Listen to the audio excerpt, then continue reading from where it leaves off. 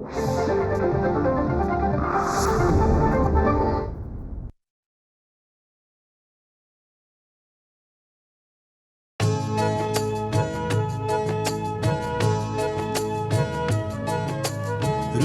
स्पंदन ठेवून नाती नूतन नित्य गुंफते ती.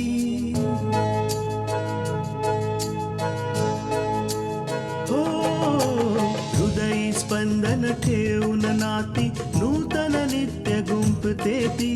अंगणाची किरणे होऊन घरटे स्वर्णिम करते ती. स्मित फुलवून अधरांवरती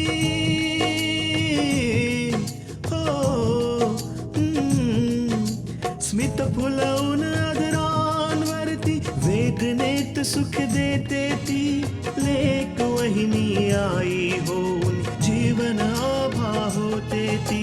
सुकन्या सुकन्या सुकन्या आमच्या कन्या. किती उशीर केलास तू यायला? काय ऐकायला येऊ मॉम? की तू कसा आमच्या प्रोफेसर साहेबांना मारण्याचा प्रयत्न केलास? आपल्याला काहीतरी असं करायला हवं ज्यामुळे तुझ्या बाबांना वाटेल की मी तृष्णासाठी काहीही करू शकते. मला माफ कर मॉम. हे तू काय बोलतेस मेनका? मी ज्या प्रकारे तुझ्या बरोबर वागले ते खूप चुकीचं होतं. मी हे सगळं जाणून बुजून केलंय. आज मला देवाच्या आशीर्वादाची सगळ्यात जास्त गरज आहे, कारण आज आपल्या लढाईचा सगळ्यात महत्त्वाचा दिवस आहे.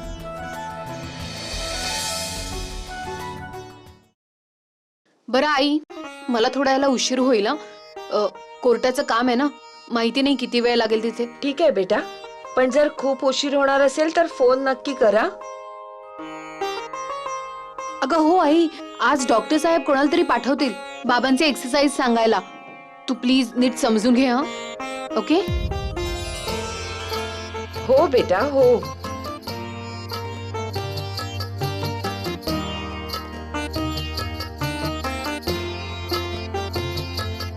बाबा,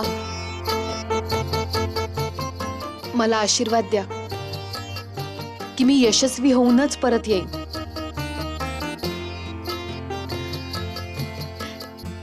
बरं आई, येते मी. घरीदारी अंगणी दुनियेचे पानही न तुझ विण हले. हाय दुनिये न्याय कसा हा पदरी नादान पडे. तरी अविरत चाले तुझे हे हो. तरी अविरत चाले तुझे हे व्रत सेवेचे निरंतर.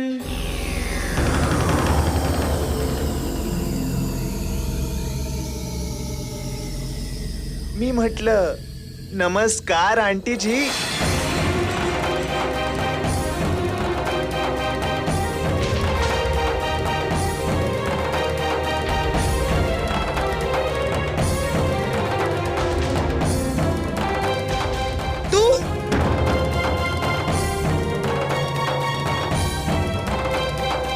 तुझी हिम्मत कशी झाली इथे यायची? हिम्मत तर माझ्यात आधीपासूनच आहे, नाहीतर इतकं रिस्की काम मी केलंच नसतं. चालता हो इथून आत्ता या क्षणी. मी चालता व्हायला नाही आलोय. एक गोष्ट सांगा मला, तुमच्या सुनेला खरं काय ते माहित नाहीये ना? मग तुझा आमच्या घरातल्या गोष्टींशी काय संबंध? तू आहेस कोण रे? ही सगळी बडबड थांबवा, मला तुमची मदत हवी आहे.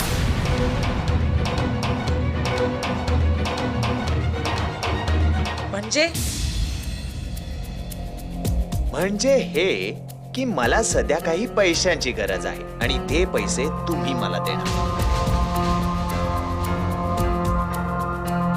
मी तुला एक फुटकी कवडी देणार नाही.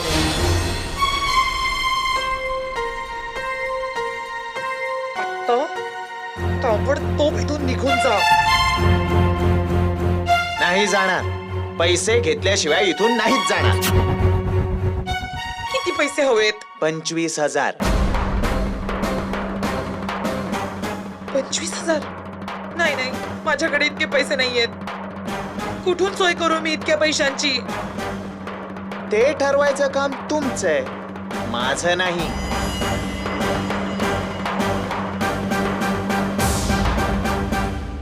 मला थोडासा वेळ दे. कुठून ना कुठून मी सोय करून देईन.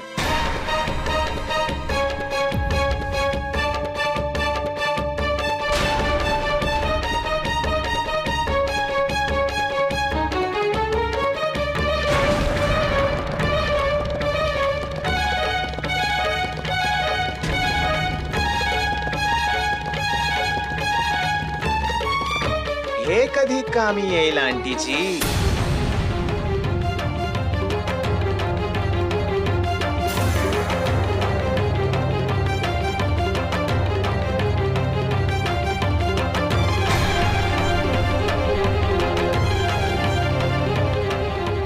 नाही नाही, हे मी नाही देऊ शकत. हे माझ्या मुलाने त्याच्या पहिल्या कमाईतून मला बनवून दिलंय. ठीक आहे, काही हरकत नाही. मी तुमच्या मुलाला सांगूनच टाकतो. आणि तुमच्या सुनेलाही की तुम्ही तिच्यासोबत काय काय केलं.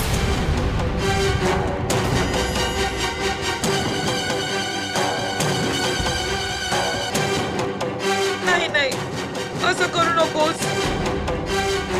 नाहीतर माझा मुलगा मला कधीच माफ करणार नाही.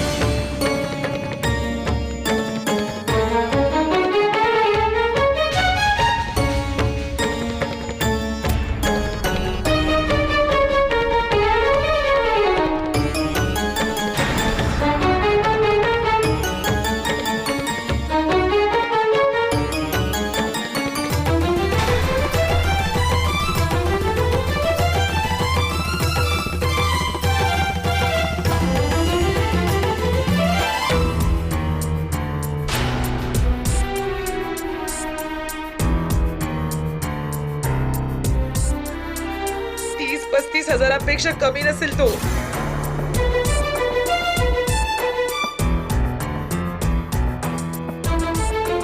आई,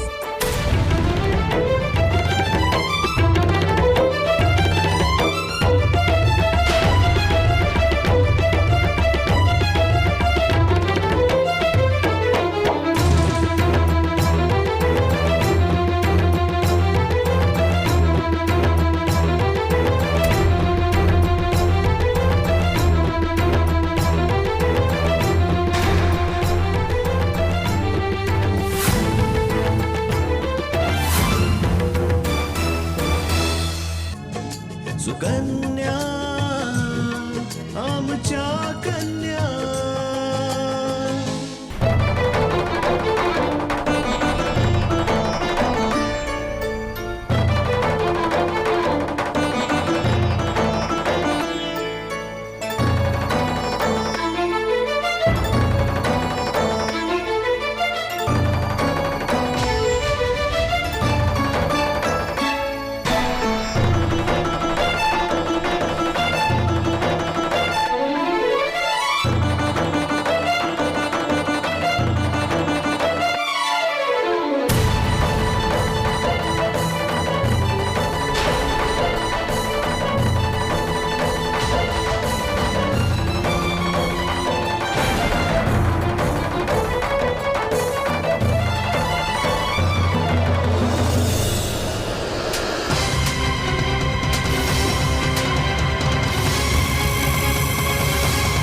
तुला काय वाटलं की मला काही माहित नाहीये?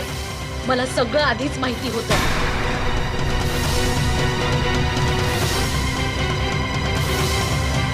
आणि तुझी हिम्मत कशी झाली माझ्या आईशी हे सगळं बोलण्याची?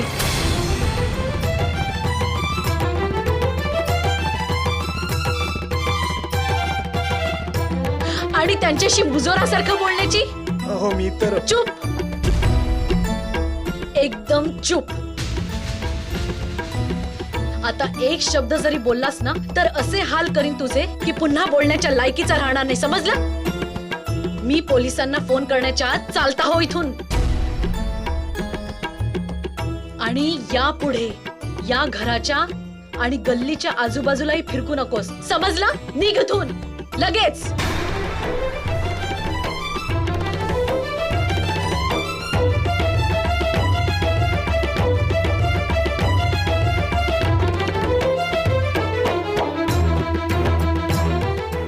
आई,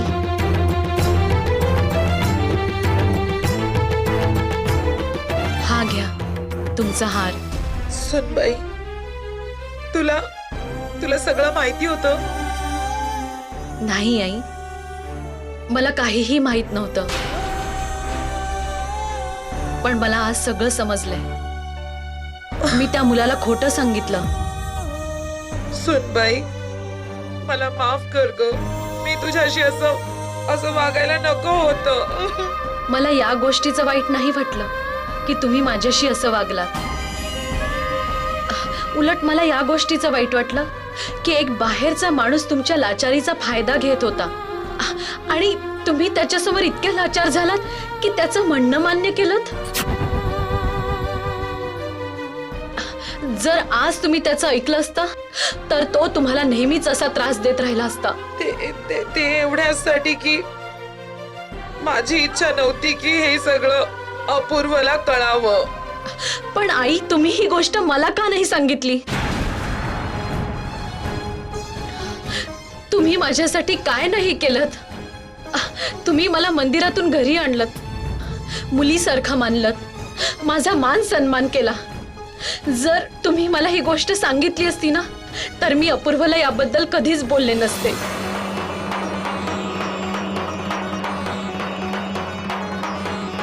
मी तुला या करताच नव्हतं सांगितलं सुनबाई, कारण मी तुला मनापासून कधी माफ केलंच नव्हतं. काय?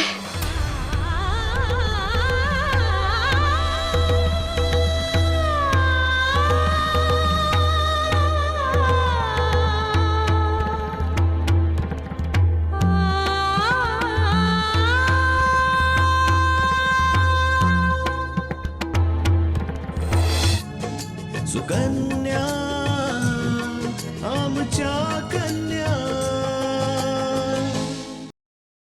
अपूर्वच्या वडिलांना हे सगळं गुपित कळलं होतं. जेव्हा त्यांनी मंदिरातून घटस्फोटाचे पेपर आणले होते तेव्हा सोबत या मुलाला पण घेऊन आले होते आणि मी घाबरले होते की त्यांनी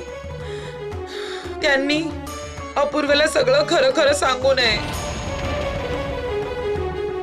म्हणूनच मी तुला मंदिरातून परत आणण्याचा निर्णय घेतला.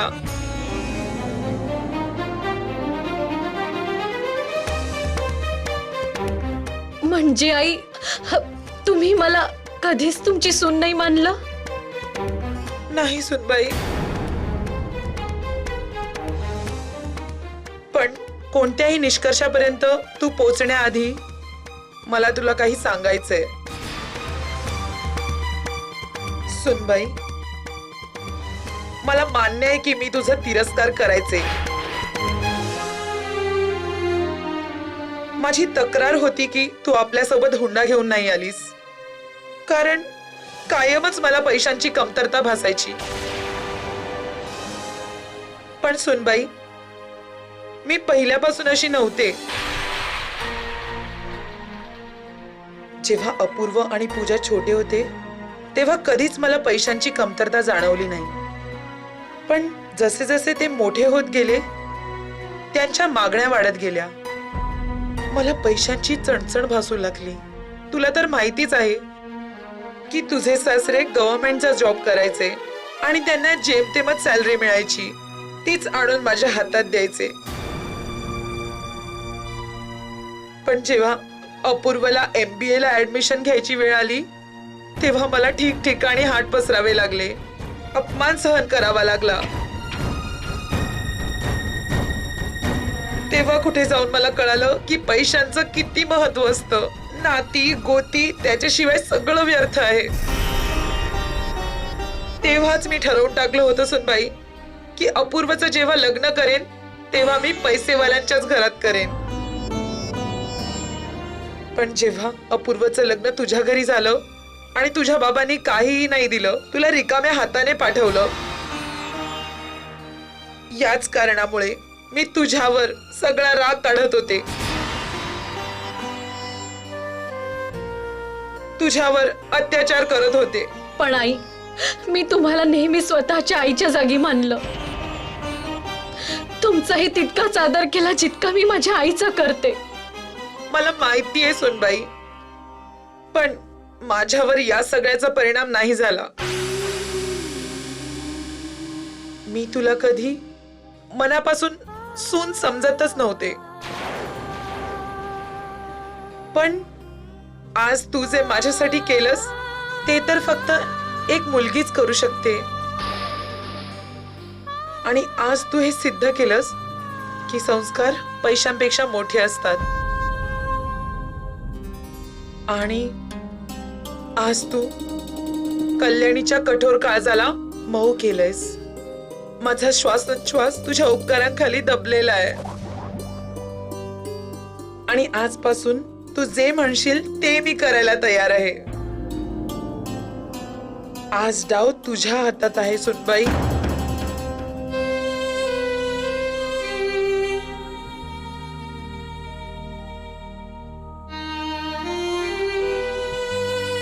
आणि आज तुला वाटलं तर तू अपूर्वला माझ्यापासून दूर करू शकतेस. माझा सूड घेऊ शकतेस सुनबाई. माझा सूड घेऊ शकतेस. नाही आई, मी असं अजिबात करणार नाही. मी एका आईला तिच्या मुलापासून वेगळं नाही करणार. पण हो, आज तुम्हाला माझी एक गोष्ट ऐकावी लागेल. जसं मी म्हणेन तसंच तुम्हाला करावं लागेल. हो सुनबाई. आजपासून तुम्ही मला तुमची सून नाही तर आपली मुलगी मानाल. मला मनापासून स्वीकाराल. आई, आज जे काही घडलं ते आपल्या दोघींमध्ये घडलं.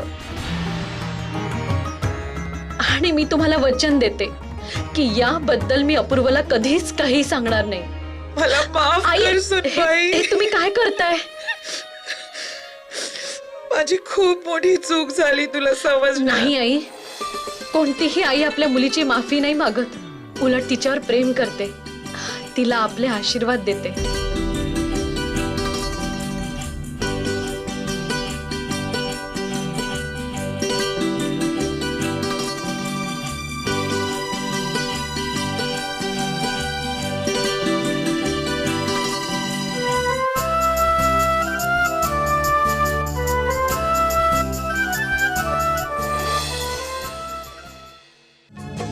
सुकन्या आमच्या कन्या.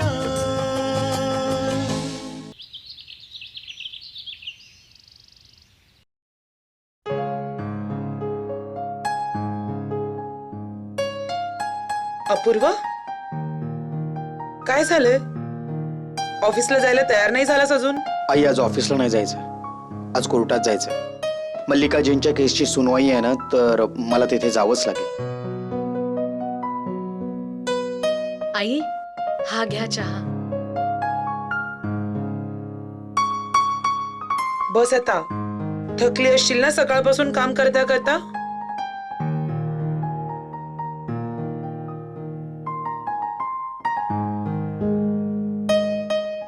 अपूर्व बेटा, केसचा काहीही निर्णय असो, तू तृष्णावर रागवणार नाहीस हा? असं नाही होणार. मी तर याकरता चाललोय की मी त्यांच्याकडे काम करतो. खरं तर मल्लिकाजींनी जे केलंय ते खूपच चुकीचं केलंय. हो बेटा, इतका मोठा अपराध करण्याच्या आधी हा विचार पण नाही केला की त्यांच्या घरच्यांना काय सहन करावं लागेल. अरे मी तर म्हणते की अशा लोकांना तर ना शिक्षा नक्कीच मिळायला हवी. त्यामुळे कोणी दुसरा चुकीचं काम करण्याची हिम्मत करणार नाही.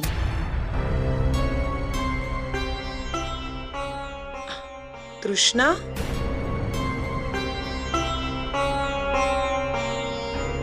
मी काही चुकीचं बोललीये का?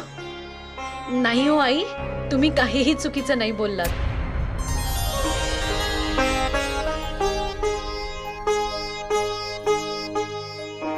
उलट मला तर हे ऐकून आनंद झाला की तुम्हालाही वाटतं की मल्लिकाचं चुकलंय.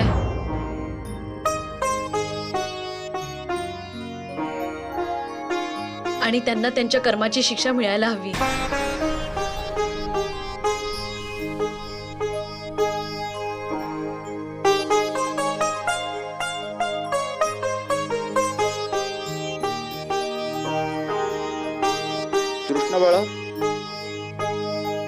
हल्ली हल्ली तुझी सासू खरंच चांगलं चांगलं बोलायला लागली. बाबा, मी तुमच्याकरता चहा आणते.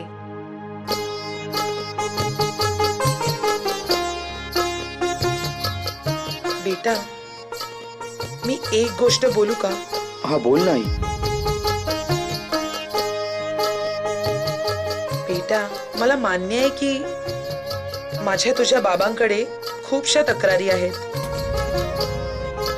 पण ते सगळं मी सांभाळून घेईन. पण माझी अशी इच्छा आहे की तुझ्या मनात तुझ्या बाबांबद्दल कोणतीही अशी भावना राहू नये. तू यांना दोषी नको समजूस.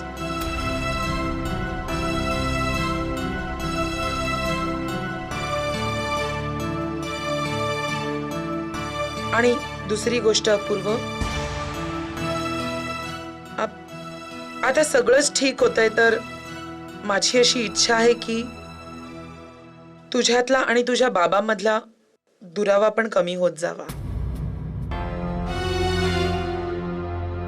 याआधी जे काही झालं ते सगळं तू विसरून जा आणि आपल्या बाबांची माफी मागून एक नवीन नातं सुरू कर.